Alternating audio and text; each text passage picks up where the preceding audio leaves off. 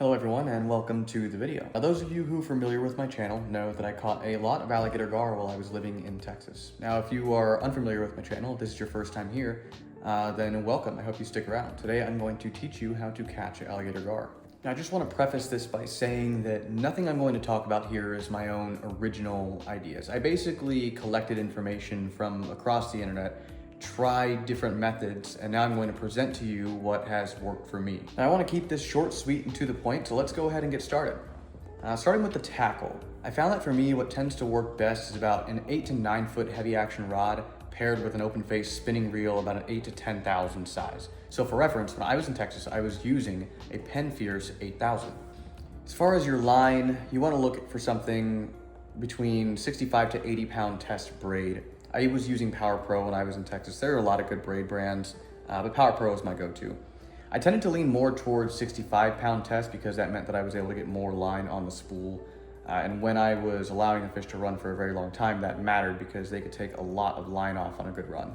Admittedly though, as my methods changed over the course of my time fishing for them, I didn't let them run as long as I did in the beginning. And so the amount of line that I could fit on the reel became less important over time. Now the rest of your tackle is going to be very, very important.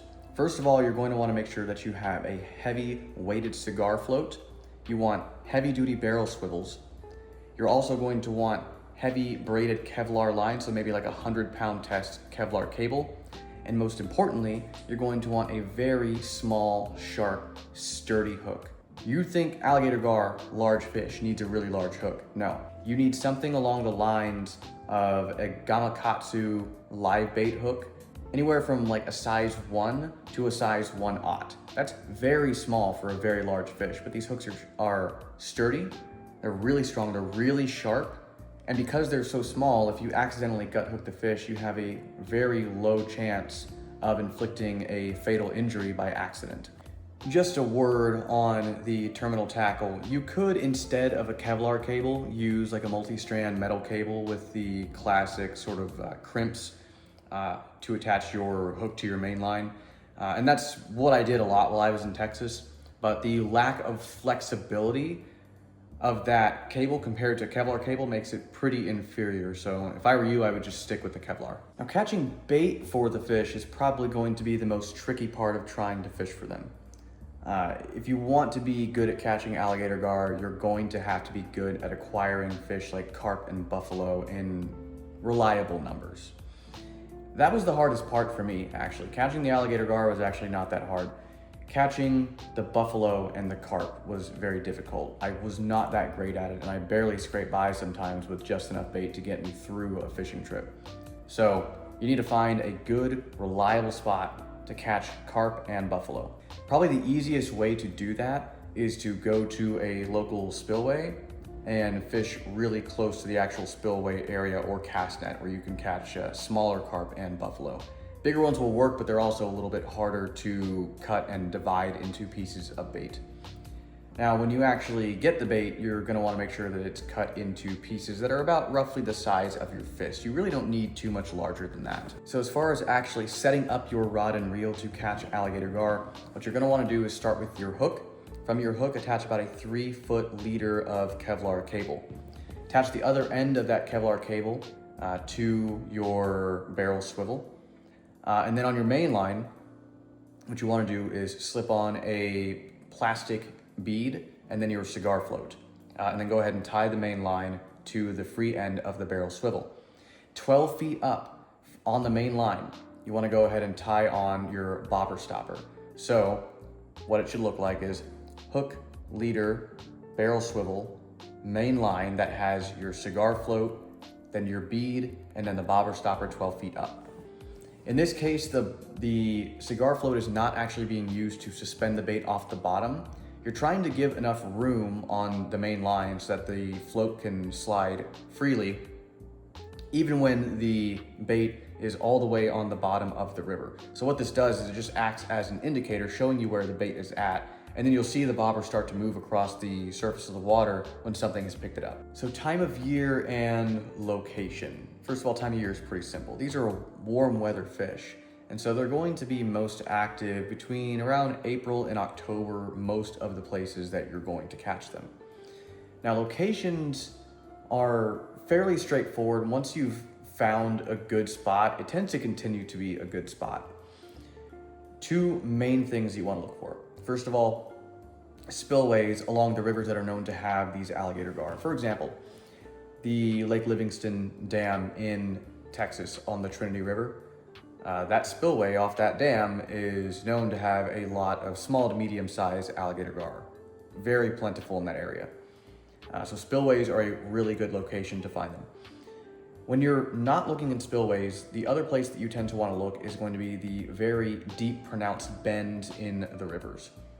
So where the river basically does a big loop, almost as if it's maybe going to form, say, like an oxbow. Look on those really sharp bends. What you can do is then position yourself on the inside of that bend and then cast the bait out toward that transition from the shallower water toward the deeper water, because the gar will oftentimes cruise that transition area and pick up bait as they go. Fair warning about finding good locations though, at least in my experience when I was in Texas, most of those locations that produce a lot of gar were not accessible without some kind of watercraft. So I took my kayak basically anytime that I went gar fishing. The riverbanks, especially in those Texas rivers, are pretty treacherous, really deep mud, very hard to traverse. So you're definitely best off if you have a watercraft. Now you can get by if you don't, but prepare for a lot of hiking and a lot of knee-deep mud. So you get to your spot, what do you do with your bait? This is an interesting tactic.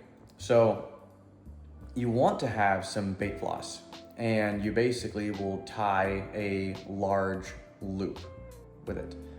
From there, you want to take a bait needle and then thread the floss through the top end of the bait, right? And then put your hook through both loops that form on either side of the bait, right? From there, twist the bait around several times and then reinsert the hook into the floss again, and then twist a couple times and then reinsert it one more time. What you're gonna have is you're gonna have the hook now flush up against the bait but not penetrating the bait, so you have as much hook point as possible exposed and the bait secured without having to actually insert the hook into the bait. I know it sounds really weird when I'm describing it. I'll put a video up over top of like what I'm saying so that you understand what I'm talking about. Now you get a bite. What do you do? When I'm fishing for gar, I always leave my rod set up with my reel in free spool mode. So cast out the bait, leave the bail open, and just let the fish take. And from there, once the fish takes, you just kind of let it run for a little while. Could be 30 seconds, could be 2 minutes. You kind of get a feel for the fish in your area, how big they are, you know, how aggressive they are with how quickly they swallow the bait. It takes a little bit of feeling out, a little bit of trial and error, but usually anywhere from like 30 seconds to 2 minutes is a pretty good window to wait. You could err on the side of setting the hook sooner if you want less risk of gut hooking, and that's fair enough because of course you want to leave these fish as unharmed as possible because their numbers are of course not in the best shape and you want to make sure that they can survive. But once you get that bite, 30 seconds, 2 minutes, and then go ahead and close the bail, reel up all your slack until you feel that heavy resistance, and then set the hook as hard as you can, probably a few times, and then begin fighting the fish. Now, once you get that fish to the riverbank, landing it is going to be a little tricky. So I always recommend that people have with them like a large nylon rope of some sort, like a thick one, right? Like a really strong one. And then basically create a lasso with it. And so when the fish gets to the bank, you basically take the lasso and you put it from the bottom of the rod, like down your line, right, until it reaches the fish. Slide that lasso until it gets just behind the pectoral fins of the fish, and then tighten down, and then you can pull the fish onto the bank using that rope without harming the fish. Now you want to make sure you have something that you can use to keep the mouth of the fish open and some kind of hook remover to get that hook out so your hands aren't necessarily at risk while you're doing this. Now, if you've accidentally gut hooked the fish, no worries, just cut the leader as far down as you can and release the fish as is. Because the hook is very small, the chances of having a fatal injury are also pretty small, and the fish are pretty resilient, so it should be okay. And just as an aside, because I feel like it needs to be said, The alligator gar's numbers are not as good as they could be, right? There are some conservation efforts in place to track these fish, to tag them, and also reintroduce them into some areas where they used to exist but were eradicated during the scare that happened back in the 20th century where there was a mass kill-off. I say all this to say, please release your fish. Please, especially if it's a large one. I caught a 7.5-foot gar in Texas. That fish was probably 70 years old. There was no reason for me to keep that fish. There's no reason for me to try to make a trophy out of that fish. So what did I do? I released it. I want these fish to see another day. I want these fish to have more spawning seasons.